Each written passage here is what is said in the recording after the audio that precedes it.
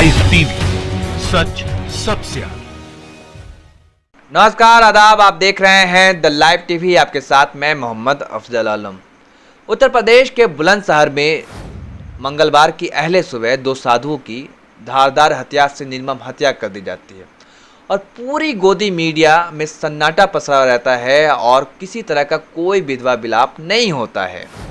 ना तो रूबिका ने सीधा सवाल कर ये पूछा कि आखिर साधु संत क्यों मारे जा रहे हैं, ना ही अमीश देवगन ने आर पार का फैसला किया कि आखिर साधु की हत्या कब तक, और ना तो रोहित सरदाना ने दंगल मचाया कि आखिर साधु कब तक मारे जाते रहेंगे, और ना ही उनकी ट्रोल आर्मी जो ट्रोल करती है और जो जिस प्रकार पालघर की घटना के बाद तांडव और आतंक मचाया था।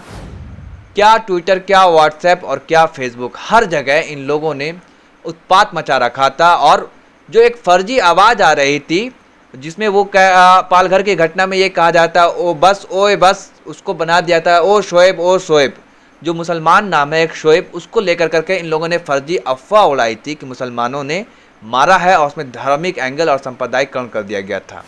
महाराष्ट्र के गृह मंत्री तक को कहना पड़ता है कि पालघर की घटना में किसी भी मुसलमान का कोई हाथ नहीं है, और मुख्यमंत्री उद्धव ठाकरे को भी ये कहना पड़ता है कि कोई भी मुसलमान किसी तरह से इस हत्या में शामिल नहीं है। लेकिन फिर भी कहीं ना कहीं उनकी मंशा और जो एक साजिश थी मुसलमानों की खोजने की, पूरी तरह से नाकाम रही। लेकिन आज सवाल सबसे बड़ा यही कि जिस तरह से उन्होंने पालघर की घटना को में आतंक मचाया, और आज इतनी खामोशी क्यों छाई हुई है, ना तो ट्विटर पे ना फेसबुक पर। और कोई पत्रकार तो ये कह रहा था कि क्या भगवा पहनना इस हिंदुस्तान में पाप है। आज इसी पे बात करेंगे और इसी पे आपको दिखाएंगे। सबसे पहले आप देखिए इन चार तस्वीर को। TV9 भारतवर्ष, ABP न्यूज, आज तक और न्यूज़ 18। आज आपको देखकर ऐसा लगेगा कि हमारे देश की गोदी मीडिया जिसे हम कहते हैं वो कितनी प्यारी मीडिया है और हिंदू मुस्लिम एकता की किस तरह से ये बातें कर रही है। देखिए इनकी बातों को पढ़िए कि ये इन्होंने कैसा शो बनाया है, आज किस तरह से कितना अच्छा और कितना प्यारा शो बनाया है।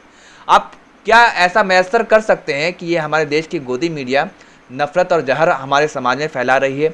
कतई आप ऐसा महसूस नहीं करेंगे।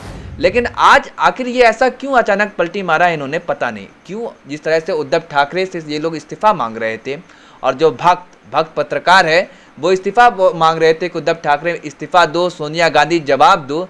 आज क्या ये लोग इस्तीफा मांग रहे हैं योगी आदित्यनाथ का? क्या ये मांगेंगे? प्रधानमंत्री से सवाल खड़ा करेंगे, गृह मंत्री से सवाल पूछेंगे? आज क्यों ऐसी अजीबोगरीब दास्तां क्यों? ये हर किसी के समझ से परे है। और सबसे पहले आप इस महाशय संबित पात्रा को देखिए, इनकी एक एक ट्वीट को हम दिखाएंगे। और सबसे गौर करने वाली बात यह है कि संबित पात्रा का जो खून गर्म हुआ था, जो खून खौल गया था जब दो साधु की महाराष्ट्र में हत्या हुई थी, कितना कई ट्वीट उन्होंने किया था, लेकिन आज उन्होंने एक भी ट्वीट नहीं किया है। यकीन करेंगे आप, एक भी ट्वीट या एक भी बयान उनका नहीं आया साधु संतों की हत्या पर, किसी तरह का कोई बयान नहीं। और आप सबसे पहले उनकी ट्वीट को देखिए। मैं सिलसिलेवार ढंग से दिखा रहा हूं कि जब पालघर की घटना हुई तो उन्होंने पहले, दूसरे, तीसरे किस तरह से ट्वीट किया था, उस ट्वीट को मैं एक एक कर करके आप देखिए और सुनिए।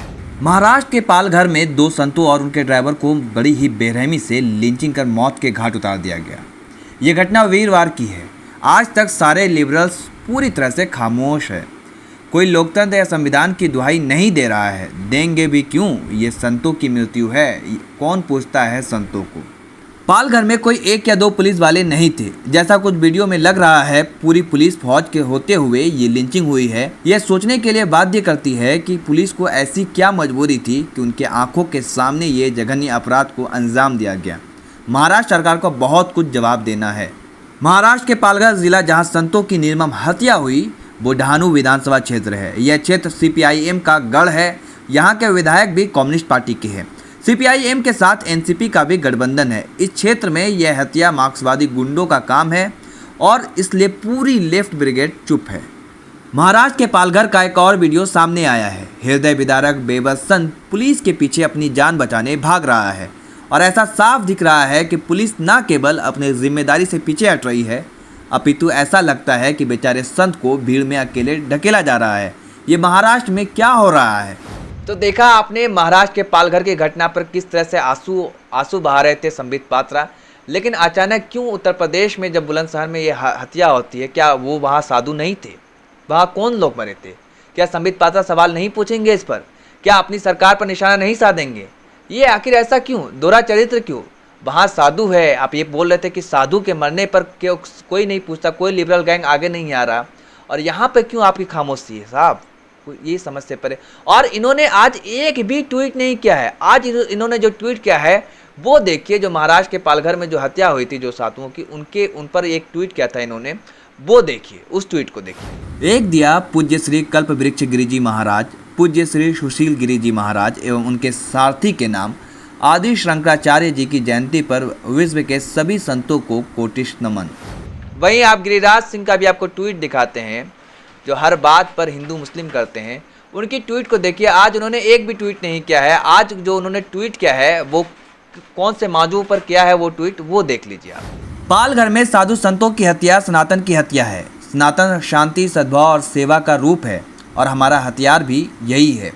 पालघर में साधु संतों की हत्या के विरोध में हिंदू समाज एवं हिंदू संगठन एकजुट हो आज दिए जलाकर एवं 24 घंटे के उपवास रखकर अपना विरोध जताएंगे। सभी एक हो, एकता का परिचय दें। तो आपने देखा ये गिरिराज सिंह ने ट्वीट किया था आज, वो कौन से मुद्दे पे किया था आपने देख लिया। अब आपको दिखाते हैं कि जब महाराष्ट्र के पालघर की घटना हुई थी तब योगी आदित्यनाथ ने कड़ी कार्रवाई करने के लिए उद्धव ठाकरे को फ़ोन किया था कि किसी भी सूरत में हत्यारा बचना नहीं चाहिए, जो साधु की हत्या हुई है। तो ठीक आज उद्धव ठाकरे ने भी अपना बदला पूरा कर लिया है और उन्होंने भी योगी आदित्यनाथ को फ़ोन किया और बोला कि जिस तरह से हमने 101 लोगों पर कार्रवाई कर उनको सलाखों के पीछे भेजा, आप भी ठीक उसी तरह से कार्रवाई कीजिए। और वहीं उद्धव ठाकरे के दाएं हाथ माने जाने वाले, राइट हैंड माने जाने वाले संजय राउत ने भी ट्वीट कर तंज कसा है। उन्होंने अपने ट्वीट में क्या लिखा है वो देखिए। भयानक बुलंदशहर यूपी के एक मंदिर में 2 साधुओं की हत्या। लेकिन मैं सभी से अपील करता हूं कि वे इसे सांप्रदायिक ना बनाएं, जिस तरह से कुछ लोगों ने पालघर मामले में करने की कोशिश की। अब आपको दिखाते हैं अर्नब गोस्वामी का शो पूछता है भारत। अब वो शो को सबसे पहले देखिए कि वो किस तरह से कितने प्यार से आज सवाल पूछ रहे हैं सोनिया गांधी से, योगी आदित्यनाथ नहीं पूछ रहे हैं। ये देखिए, सबसे पहले उनके इस वीडियो को देखिए। ओ भाई वाड्रा परिवार, हम नहीं सुनेंगे तुम्हारी बात, तो फिर ये क्या करेंगे? ये किसका क्या बिगाड़ लेंगे? ये समझते नहीं है क्या?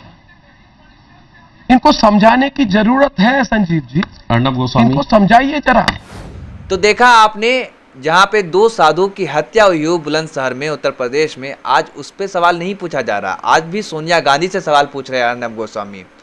और आपको वो वीडियो दिखाते हैं जब अर्नब गोस्वामी पालघर की घटना के बाद किस तरह से चिल्ला रहे थे, चीख रहे थे और ये कह रहे थे कि क्या हिंदू होना पाप है, भगवा वस्त्र पहनना यहाँ अपराध है। वो उस वीडियो को देखिए, किस तरह से वो चिल्ला चोट कर रहे हैं। 80% हमारी आबादी हिंदू है, 80% आबादी सनातन धर्म को मानती है। यहाँ पे हिंदू होना, गेरुआ पहनना पाप हो गया है। तो देखा आपने कि किस तरह से कहानी गढ़ी जाती है और एजेंडा सेट किया जाता है। आज पूरी गोदी मीडिया हिंदू मुस्लिम एकता की बात कर रहा था और ये कह रहा था कि कोरोना वायरस के काल में आखिर हिंदू मुस्लिम क्यों, कितना अच्छा और कितना प्यारा था। अब इससे एक बात साफ जाहिर हो गया कि जो भक्त और या जो भी अंधभक्त है वो ये सोचते हैं कि संबित पात्रा हो या भारतीय जनता पार्टी हो, वो उनकी बात को, उनकी हितैषी है और उनकी बातों को प्रमुखता से रखती है, वो मुगालते में है। उनको ना तो किसी से कोई मतलब है, ना तो कोई हिंदू से, ना ही किसी मुसलमान से। उनको सिर्फ और सिर्फ सत्ता और कुर्सी से मतलब है और वो किसी के हितैषी नहीं है, वो सिर्फ और सिर्फ अपने कुर्सी के हितैषी है। उनके लिए कुर्सी प्यारा है। क्या पालघर में जो घटना हुई थी वो भी हिंदू मारा गया था, वहाँ भी पंडित और वहाँ भी संत मारे गए थे, और जो बुलंदशहर में हुई वहाँ भी 2 संत 2 साधु ही मारे गए थे। दोनों जगह एक ही जैसी घटना थी, लेकिन इलाका और जगह बदला हुआ था और सरकार बदली हुई थी, इसलिए सवाल पूछने का तरीका अलग था। और एक तरफ से चुप्पी साधे हुए थे। जो संबित पात्रा कल तक चिल्ला रहे थे कि लिबरल गैंग कब तक चुप रहेंगे, और आज वो खामोश है। ये साफ जाहिर हो गया है कि इनको किसी से मोहब्बत नहीं, इनको सिर्फ और सिर्फ अपनी कुर्सी से मोहब्बत है और धार्मिक उन्माद फैलाकर, जहर फैलाकर ये सत्ता पर काबिज होना चाहते हैं, उससे ज़्यादा और कुछ भी नहीं। ये तो हम सभी जानते आते हैं कि लाशों पर सियासत होती है, लेकिन अब वक्त है बदलाव का कि हम और आपको आंख खोलना होगा, आंख पर पट्टी नहीं बांधना होगा कि जिस तरह से ये डमरू लेकर हम सभी को नचा रहे हैं कि एक तरफ की एक घटना पे जिस तरह से ये विधवा विलाप करते हैं और दूसरी तरफ ये खामोश रहते हैं। और हमारी गोदी मीडिया को देखिए, उनमें हिम्मत नहीं थी कि आज योगी आदित्यनाथ से सवाल पूछ सके और सवाल खड़े कर सके और इस्तीफा मांग सके कि आखिर क्यों ऐसी घटना हो रही है। और आपको याद ला दे कि ठीक 3 दिन पहले उत्तर प्रदेश के एटा में एक ही ब्राह्मण परिवार के 5 सदस्यों की हत्या कर दी गई थी। उस पर भी कोई विधवा विलाप नहीं हुआ था, किसी तरह की कोई चिल्ला चोट नहीं हुई थी और हर पत्रकार को साफ सूंघ गया था। इन लोगों को मरने वाले से मतलब नहीं होता है, बल्कि मारने वाले के मजहब से मतलब होता है। इससे आप अंदाज़ा लगाइए और आँख खोलिए कि ये सिर्फ और सिर्फ एजेंडेबाजी सेट करते हैं और ना ही इसे आपसे मतलब है, ना ही उसे हमसे। बस सिर्फ और सिर्फ ये अपनी रोटी सेकते हैं लाशों पर। और पहले कल तक राजनीतिक पार्टियां सेकती थी, लेकिन अब हमारे गोदी मीडिया के पत्रकार और गोदी मीडिया भी रोटी सेकने लगी है।